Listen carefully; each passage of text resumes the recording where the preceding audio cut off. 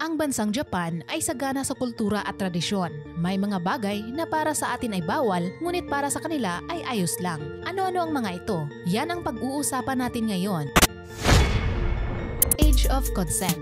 Kadalasan sa mga bansa, ang age of consent ay 18. Pero alam mo ba na sa Japan ay 13 years old lamang?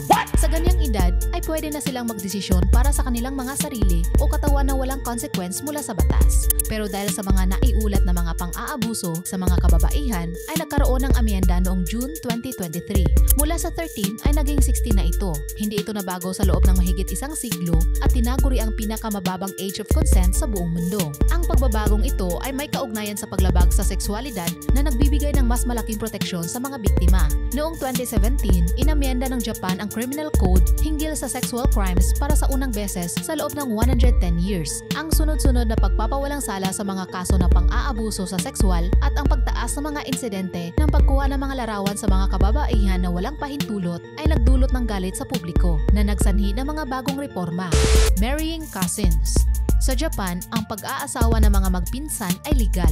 Maaring ito ay pwede din sa ibang bansa, ngunit may iba naman na ipinagbabawal.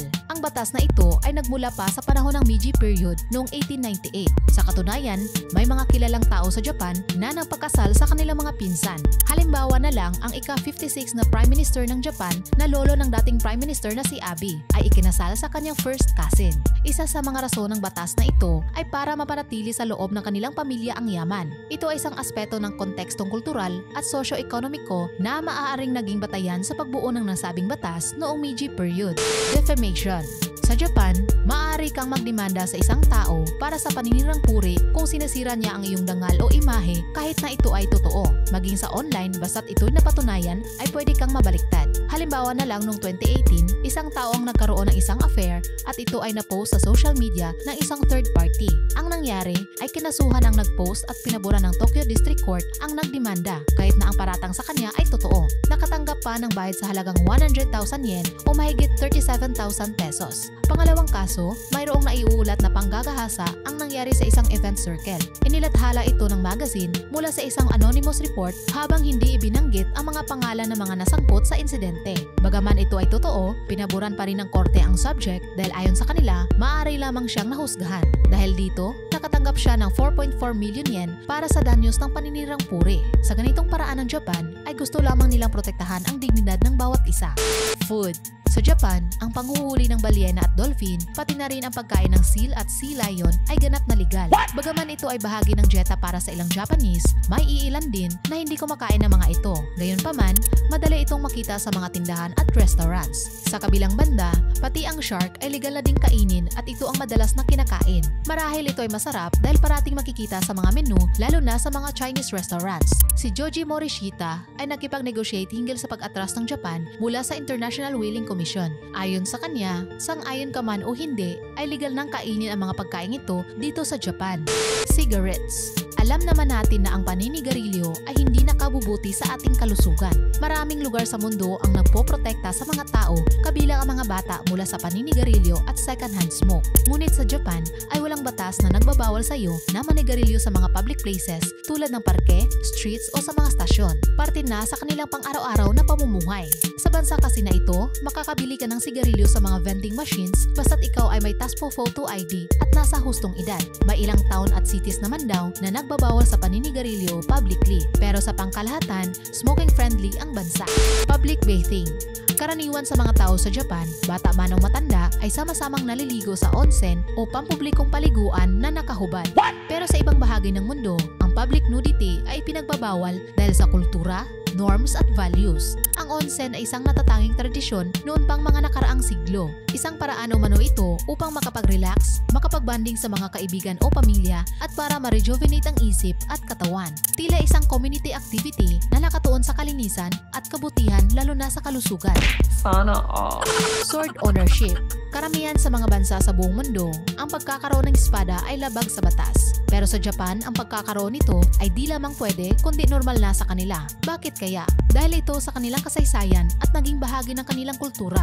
Ginagamit ito ng mga samurai, mga elite warriors ng bansa sa pakikidigma at bilang status at power. Kahit ngayon ay simbolo ito ng kanilang tradisyon at honor. Marami pa rin sa kanila ang nagsasanay sa paggamit ng espada o kendo bilang sports, paraan upang maipamalas at maipagpatuloy ang kanilang cultural heritage. Kaya ang gobyerno ng Japan ay nagpahintulot sa mamamayan sa pagkakaroon ng sariling espada basta't ito ay nakarehistro at nakatago ng mabuti. Sa katunayan, pwede ka nga makabili sa isang licensed dealer, ngunit hindi mo ito pwedeng dalhin kahit saan. May mga batas para dito, kaya siguraduhin mong ginagamit ng responsable at ligtas dahil kung hindi ay mapaparusahan ka. Consumption of alcohol. Ang pag-iinom sa publiko ay legal, maliban lang sa mga temple grounds o shrine. Nakaugalian na nila ang ganitong gawain, lalo na kung may Matsuri Festival at Cherry Blossom Viewing o Hanami kung tawagin sa panahon ng spring. So kung gusto mong uminom habang naglalakad sa parke o habang sumasakay ng tren ay wala kang ikakabahala. Yelling at waiters. Sa Japan, pwede mong sigawan ang waiter para makuha ang kanilang atensyon lalo na kung ikaw ay o-order.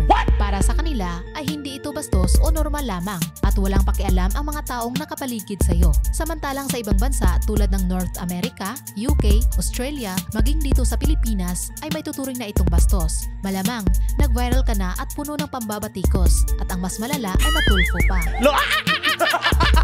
Will you wash my underwear as a marriage proposal? Malamang para sa atin, ang ganitong pagpopropose ng lalaki ay insulto. Pero para sa mga Hapon ay ayos lang. Nangangahulugan itong pinagkakatiwalaan ng lalaki ang babae sa pamamagitan ng paglaban ng underwear nito. Ito ay isang paraan ng pag-imbita sa isang tao na kahit ang gaanong hindi maganda sa kanya ay kayang tanggapin at tulungang ayusin. Hentai. Isang uri ng adult content na may malalaswang tema at nilalaman na kadalasan sa anyo ng manga, anime o pelikula. Bagamat hindi ganap na illegal ang hentai sa Japan, ito ay mayroong mga regulasyon at paghihigpit tulad ng pagtatakda ng edad ng manonood at pagbabawal sa distribusyon ng hentai sa ilang mga lugar. Gayunpaman, maaaring makapanood ng hentai sa iba't ibang media ng bansa at ito ay tinatangkilik ng karamihan. Pachinko. Isang uri ng mechanical game na katulad ng pinball na karaniwang ginagamit para sa sugal. Sa pachinko parlors, ang mga manlalaro ay bibili ng bilyar at pinipindot ang mga ito sa isang vertical board na may layuning maipasok sa mga target holes upang manalo ng premyo o puntos. Bagamat ang sugal na gamit ang cash ay teknikal na ipinagbabawal sa Japan, ang mga pachinko parlors ay nag-ooperate sa pamamagitan ng pagbibigay ng mga premyo na maaaring ipalit sa cash sa labas ng establishment. Slurping noodles. Bago tayo magpatuloy, i-like mo muna ang videong ito. Baka makalimutan mo eh. Mag-subscribe ka na rin para friends na tayo. Okay. Kung sa ibang bansa, ang paghigop ng pansit sa mga kainan ay impolite o bastos, sa Japan ay hindi ito issue. Bagkus, ma-espesyal itong kahalagahan sa kanilang kultura. Sa katunayan, ang paghigop ng pansit sa kanilang bansa ay isang tanda ng kasiyahan at pagpapahalaga sa pagkain. Ito ay nangangahulugan na nasasarapan ka sa pagkain. Ang hindi pagtanggap sa ganitong tradisyon ay maaaring magresulta ng hindi pagkakaintindihan o pagpapahalaga sa kultura. Nagustuhan mo ba ang istorya natin ngayon? Kung oo, ay mag-iwan ng komento sa ibaba. Arigatou gozaimasu!